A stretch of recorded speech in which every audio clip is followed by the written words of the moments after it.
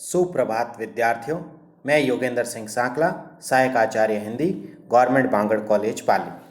विद्यार्थियों, हमने पिछले वीडियो के अंतर्गत कबीरदास की साखी जो कि बीजक है और बीजक का जो साखी भाग है और साखी भाग में भी जो विभिन्न प्रकार के अंग हैं उसमें सबसे पहले हमने सुमिरन को अंग पढ़ा, फिर उसके बाद हमने विरह के अंग को प्रारंभ किया था और विरह के अंग का हमने एक दोहा भी व्याख्यात्मक रूप से अध्ययन किया था। आज हम उसी विरह के अंग के अगली कड़ी के अंतर्गत हम दोहे का विस्तृत व्याख्यात्मक अध्ययन करेंगे। तो वह दोहा इस प्रकार है। बांसुरी सुख ना रैणी सुख ना सुख सुपने माही, कबीर बिछूटिया रामसु ना सुख धूप न छाहा। कबीरदास जी विरह के अंग में यह बताते हैं कि जो आत्मा या जो जीवात्मा है वह परब्रह्म परमात्मा से पूर्ण रूप से अलग हो गई है और अलग होने के कारण से वह अपने परब्रह्म परमात्मा से अलग होने के कारण वह बहुत ही अधिक व्यथित हैं और उसी व्यथित पीड़ा का उन्होंने इस दोहे के अंतर्गत उल्लेख किया है। तो इसीलिए यहाँ पर लौकिक से अलौकिक उस परब्रह्म परमात्मा से बिछड़ने की जो वेदना है, जो पीड़ा है, उस पीड़ा का अत्यंत ही मार्मिक चित्रण उन्होंने इस दोहे के अंतर्गत किया है। कबीरदास जी कहते हैं बांसुरी सुख ना रैणी सुख। बांसुरी का मतलब है दिन, रैणी का मतलब होता है रात। कि कबीरदास जी कह रहे हैं कि मेरी इस जीवात्मा को कहीं पर भी सुख की प्राप्ति नहीं हो रही है, क्योंकि जब से यह परब्रह्म परमात्मा से बिछुड़ी है तब से लेकर के ना तो मुझे क्या है बांसुरी यानी दिन में सुख की प्राप्ति हो रही है, ना रैणी सुख और ना ही मुझे रात में किसी प्रकार का कोई सुख प्राप्त हो रहा है, ना सुख सुपने माही और ना ही मुझे जो सुख की प्राप्ति है स्वप्न में भी मुझे नहीं होती। यानी कि जैसे ही यह जो जीवात्मा है उस परब्रह्म परमात्मा से बिछुड़ी है, बिछुड़ने के पश्चात न तो मुझे दिन में सुख की प्राप्ति हो रही है, न रात्रि में, ना सुख सुपने माही और न ही मुझे क्या है स्वप्न में सुख की प्राप्ति हो रही है। कबीरदास जी कहते हैं कि कबीर बिछुटिया रामसु ना सुख धूप न छाहा। कबीरदास जी कहते हैं कि जब से मैं प्रभु श्री राम से बिछड़ गया हूँ, बिछुटिया यानी बिछड़ गया हूँ, तब से लेकर के ना सुख धूप न छाहा, कि न तो मुझे धूप में सुख की प्राप्ति हो रही है न ही छाह में सुख की प्राप्ति हो रही है। तो इस प्रकार से मुझे यह संसार में किसी स्थान पर मुझे सुख की प्राप्ति नहीं हो रही है, प्रत्येक जगह पर दुख की ही प्राप्ति हो रही है। तो हमने इस दोहे का एक विस्तृत व्याख्यात्मक अध्ययन किया है। एक बार पुनः हम इसका अध्ययन कर लेते हैं। तो कबीरदास जी क्या कहते हैं कि जो जीवात्मा है वह परब्रह्म परमात्मा से अलग हो गई है, तो वह अपनी इसी जीवात्मा जो है वह अपनी पीड़ा को अभिव्यक्त करती हैं। तो कबीरदास जी कहते हैं बांसुरी सुख ना रैणी सुख, के हे परब्रह्म परमात्मा तुमसे दूर होकर के न तो मुझे दिन में सुख की प्राप्ति हो रही है न रात में, ना सुख सुपने माही और न ही मुझे स्वप्न में सुख की प्राप्ति हो रही है। कबीर बिछुटिया रामसु।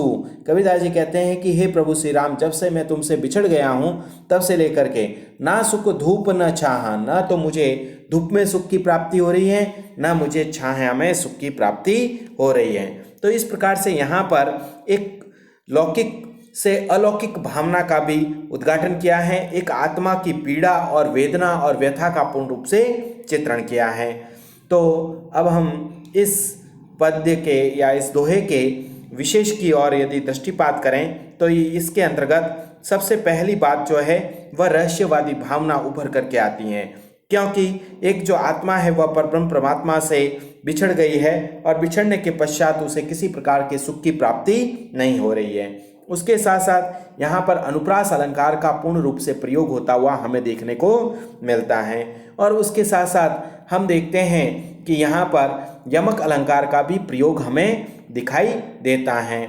जैसे यहाँ पर दिया गया है बांसुरी सुख ना रैणी सुख ना सुख सुपने माहे। सुख वर्ण का जो बार बार प्रयोग हुआ है तो वहाँ पर हमें यमक अलंकार का भी रूप देखने को मिलता है, यानी कि न तो दिन के सुख की बात है न रात के सुख की, दोनों ही अलग अलग सुखों की यहाँ पर बात बताई गई है। और सुख का अभिप्राय यहाँ पर दूसरे प्रकार का सुख होता है जो कि एक वीरणी का अपने प्रियतम से मिलने का सुख होता है। तो यहाँ पर यमक अलंकार का प्रयोग हुआ है। उसके साथ साथ यदि हम देखें तो सदुगड़ी भाषा का प्रयोग किया गया है, वियोग श्रृंगार रस की प्रधानता है। तो इस प्रकार से कबीरदास के इस दोहे के अंतर्गत एक विरहिणी की विरह वेदना को उद्घाटित किया है। अब हम इसी कड़ी के अंतर्गत अगले विरह को अंग के दोहे के विषय में चर्चा करते हैं। तो हम अगले दोहे के विषय में पढ़ते हैं। तो कबीरदास जी क्या कहते हैं इस दोहे के अंतर्गत, मुआ पीछे जिनी मिले कहे कबीरा राम, पाथर गाटा लो सब तब पारस कौने काम। कबीरदास जी कहते हैं यह जो दोहा है, यह दोहा भी कबीरदास के द्वारा रचित साखी के विरह को अंग से लिया गया है और इसके अंतर्गत ईश्वरीय प्रेम के एक व्यंग्यात्मकता या एक व्यंजना की भावना को उद्घाटित किया गया है। और ईश्वरीय प्रेम के प्रति इसी व्यंजना को उद्घाटित करते हुए वे कहते हैं कि कहीं ऐसा नहीं हो कि मेरा आपके प्रति जो प्रेम भाव है यह प्रेम भाव पूर्ण रूप से धूमिल नहीं हो जाए। तो इसी धूमिल होने की भावना की बात को वो उद्घाटित करते हुए क्या कहते हैं, यहाँ पर एक पूर्ण रूप से सामाजिक विश्लेषण के साथ इसका एक तुलनात्मक अध्ययन भी हमें देखने को मिलता है, जो कि एक दृष्टांत का भाव उद्घाटित करता है। दृष्टांत अलंकार यहाँ पर देखने को मिलता है। तो देखो क्या कहा है, मुआ पीछे जिनी मिले। कबीरदास जी कहते हैं कि हे परब्रह्म परमात्मा, हे ईश्वर, यदि मैं मर जाऊं और मरने के पश्चात यदि आप मुझे मिले, मुआ मुआ यानी मरने के, पीछे पीछे यानी बाद में, जिनी मिले, यदि आप मुझे प्राप्त भी हो जाएंगे, कहे कबीरा राम। कबीरदास जी कहते हैं कि हे राम, यदि आप मुझे मेरी मृत्यु के पश्चात यदि प्राप्त हो जाएंगे या मुझे दर्शन दोगे तो वह मेरे क्या काम की, क्योंकि मेरी जो उत्कंठा है, मेरा साक्षात्कार है आपसे इस जन्म में मिलने का, वह पूर्ण नहीं हो पाएगा। पाथर घाटा लो सब तब पारस कौने काम, के यदि पाथर घाटा लो सब के एक जो है वह लोहे को लेकर के सभी पत्थरों पर घिसता जाए, एक पत्थर को लेकर के सारे जो है मतलब उसको घसा जाए, पत्थर को लेकर के लोहे, कहा जाता है कि जो पारस पत्थर होता है वह लोहे को भी सोने के अंतर्गत बदल देता है। तो यहाँ पर जो है वह उस पारस पत्थर को लेकर के सभी मतलब जो है लोहों पर यदि घिसा भी जाए, तो यदि के पारस पत्थर की हमें पहचान हो जाए, मतलब लोहे को लेकर के मतलब कि भाई इससे मतलब यह पारस पत्थर है या नहीं, पारस पत्थर है नहीं, ठीक है ना।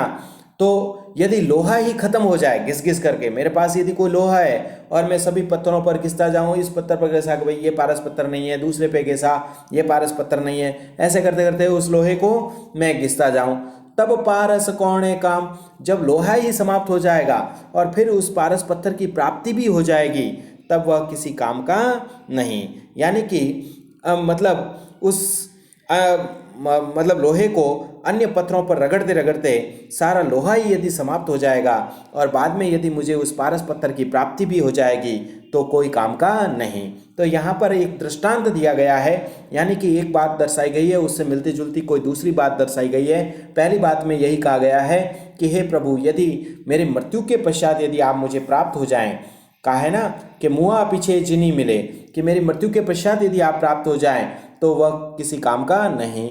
जिस प्रकार कि लोहे को सभी पत्थरों पर घस घस कर जब लोहा ही समाप्त हो जाए और फिर यदि मुझे पारस पत्थर की प्राप्ति हो जाए तो क्या काम का। तो इस प्रकार से यहाँ पर एक सामाजिक विश्लेषण को उद्घाटित इन्होंने किया है। तो हम देखते हैं कि पारस पत्थर लोहे को क्या कर देता है, ऐसा कहा जाता है पारस पत्थर जो होता है वह लोहे को सोने में परिवर्तित कर देता है, परंतु सारा लोहा ही यदि समाप्त हो जाने के बाद यदि पारस पत्थर मिले तो उससे किसे सोना बनाया जा सकता है। इसी तरह ईश्वरीय प्रेम व जीवन के रहते हुए यदि भगवान की प्राप्ति हो तभी वह वास्तविक लाभदायक है, अन्यथा मरने के बाद यदि ईश्वर की प्राप्ति हो तो वह किसी काम की नहीं है। तो इस प्रकार से यहाँ पर एक जो है दृष्टांत के माध्यम से ईश्वर के प्रति एक विरणी का जो प्रेम भाव है वह प्रेम भाव उद्घाटित होता हुआ दिखाई पड़ता है। अब हम यदि इस पर दोहे के विशेष पर चर्चा करें तो इसके अंतर्गत बताया है कि सबसे पहली बात यही देखने को मिलती है कि जीवात्मा को मरने के बाद अनेक योनियों में भटकते हुए उसे मृत रहना पड़ता है, क्योंकि एक जो जीवात्मा होती है वह एक योनि से दूसरी योनि, तीसरी योनि, ऐसे क्रम चलता रहता है। तो यहाँ पर यही कहा है कि जीवित रहते हुए यदि ईश्वर की प्राप्ति होती है तब वही लाभदायक है।